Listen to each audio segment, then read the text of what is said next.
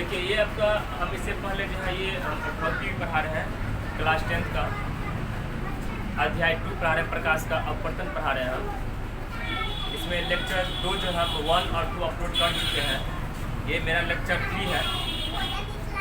देखिए समय जो है आप लोगों के पास बहुत कम है, 12 बता रहे हैं आप लोग को, ठीक है। अब ये से जो है पढ़ाई में आप लोग लग जाइए ताकि उस समय में जो है आपको ज़्यादा समय मतलब कि देखिए अभी से ज़्यादा समय दीजिए। अभी क्या है आप लोग को कहीं भी पढ़ाया था उसके लिए कोचिंग में तो आप लोग क्या है कम पढ़ाया पड़ता है अभी, ठीक है।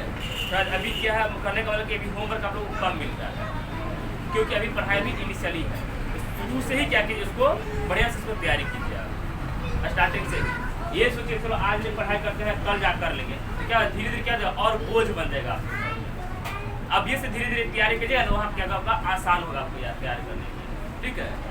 इसीलिए बोले आप लोग पढ़ाई जो अपना चालू कर दीजिए, ठीक है। समय जो है बीतता चला जाता है, ठीक है। आप उठ के बैठे रहिएगा लेकिन समय आपके लिए बैठा नहीं रहेगा, ठीक है। देखिए इसमें हम लोग पढ़ेंगे लेंस का द्वारा।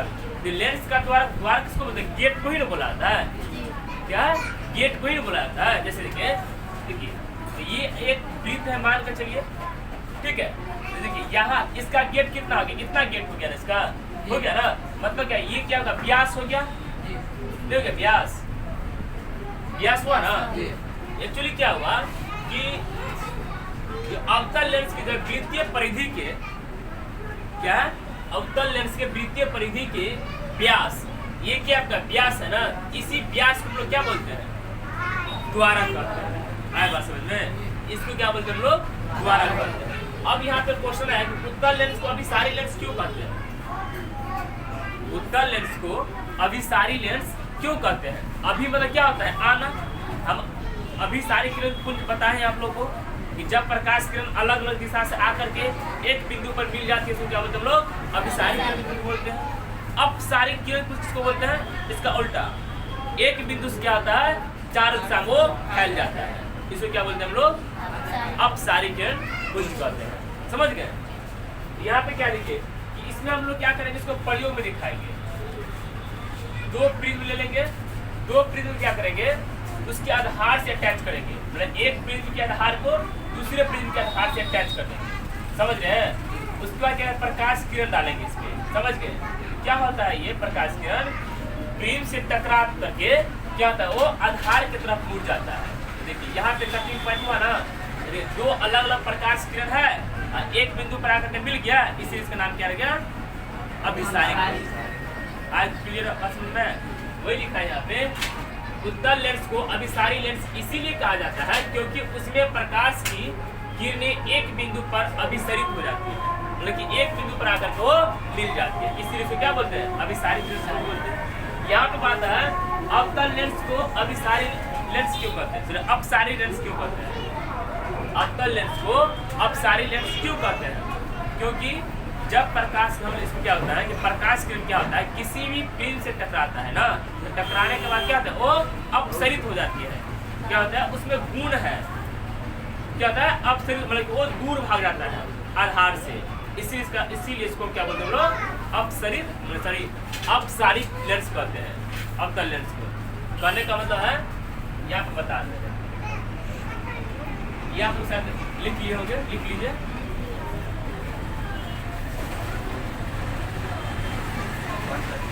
देख लीजिए, देख लीजिए, ये एक आपका है आपका ये क्या आपका प्रिज्म है, एक हो गया। और एक प्रिज्म क्या है?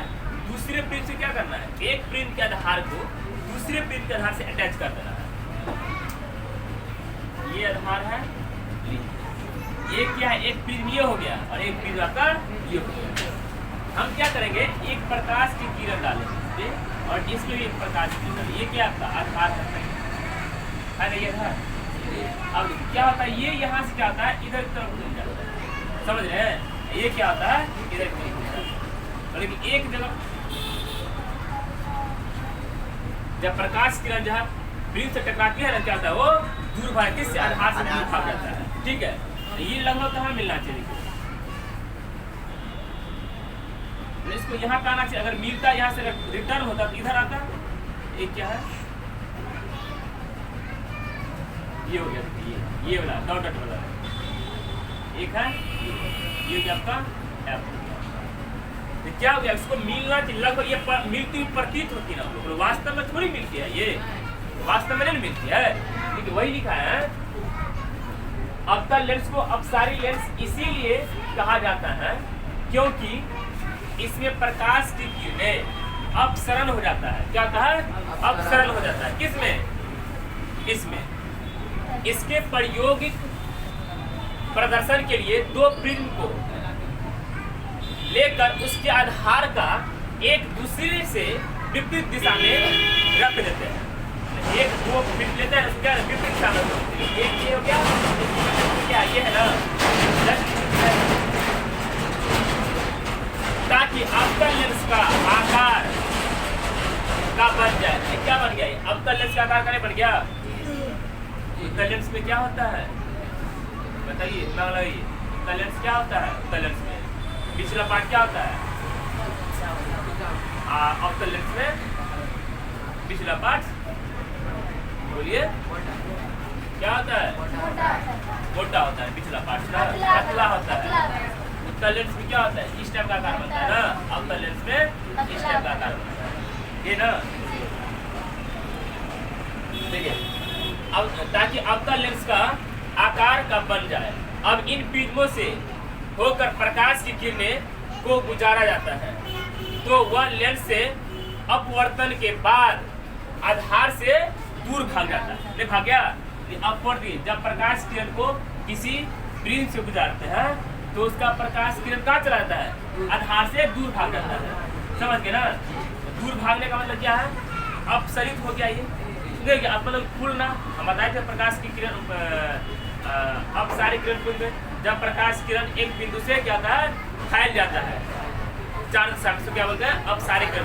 तो वही इसी का यहाँ पे जस्ट यही लाइक डिफिनेशन है आपका। ये समझ गए? दोनों मिलता जुलता लगभग है। समझ गए? आगे हम लोग पढ़ेंगे, अब हम लोग पढ़ेंगे लेंस के खींचने का नियम। ठीक है, कैसे इसको लेंस के जो प्रकाश किरण कैसे खींचेंगे ना, उसके नियम के बारे में हम लोग पढ़ेंगे। लेंस में किरण खींचने का नियम, लेंस में जो किरण कैसे खींचेंगे ना, इसका नियम देखो। पहला क्या होता है? जब प्रकाश किरण को किसी भी कोई भी वस्तु है तो उसके शीर्ष से गुजारेंगे। क्या करेंगे? शीर्ष से गुजारेंगे। जैसे देखिए, ये आपका क्या है? एक लेंस है, ये क्या आपका एक वस्तु है। ठीक है, यहाँ से क्या किया है? शीर्ष से गुजार रहे हैं। किसके शीर्ष से? तो वस्तु के शीर्ष से गुजार रहे हैं। क्या होता है जब प्रकाश किरण क्या होता है? किसी लेंस से जो है टकराती है, किसी लेंस से पड़ती है, तो अपवर्तन के बाद क्या होता है? वो मुख्य फोकस से होकर गुजरता है। क्या होता है? वो मुख्य फोकस से होकर वो गुजरता है। ठीक है, दूसरी किरण देखिए, जब वस्तु के सिर से प्रकाश की किरण, देखिए जब मान कर चलिए वस्तु के सिर से कोई प्रकाश के टॉर्च जलाएंगे, वो टॉर्च कहाँ से जलाएंगे? प्रकाश के प्रकाशिक केंद्र से गुजारेंगे। ठीक है, तो क्या होगा? वो सीधे कहीं नहीं घूमेगा, कहीं विचलित होगा। क्या होगा? वो सीधी क्या होगा? वो गुजर जाएगा, निकल जाएगा। वो कहाँ से? प्रकाश के केंद्र से निकलेगा। समझ गए? तीसरी बात देखिए यहाँ पे, जब प्रकाश किरण को जो है क्या करेंगे? मुख्य फोकस से होकर गुजारेंगे। क्या करेंगे? मुख्य फोकस से होकर गुजरेगा और किसी लेंस पे जो क्या टकराएगा, तो अपवर्तन के बाद क्या होगा? वो सीधा क्या होगा? मुख्य अक्ष के समांतर गुजरेगा। नहीं समझे? कोई भी प्रकाश की किरण है, ठीक है, इसको क्या क्या मुख्य फोकस से गुजार रहे हैं। क्या कर रहे हैं? मुख्य फोकस से गुजार रहे हैं। क्या है? गुजर रहा है तो क्या है? वो लेंस पे टकरा रहा है ना, तो लेंस से क्या होगा? अपवर्तन के बाद कहाँ कैसे चलेगा? वो मुख्य अक्ष के समांतर निकलेगा। वो अपने आप समांतर हो जाएगा। वो समझ गए? यहाँ पे नोट्स में देखिए,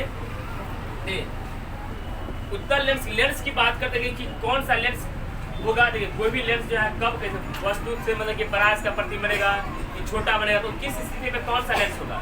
देखिए जब मान के चलिए वस्तु का प्रतिबिंब जो है क्या होता है? जब वस्तु का प्रतिबिंब जो है या किसी का भी प्रतिबिंब अगर वस्तु से अगर बड़ा बन गया, जैसे हम यहाँ पे है, हमारा इमेज जो है बहुत ज्यादा बड़ा बन गया, इसका मतलब क्या हो?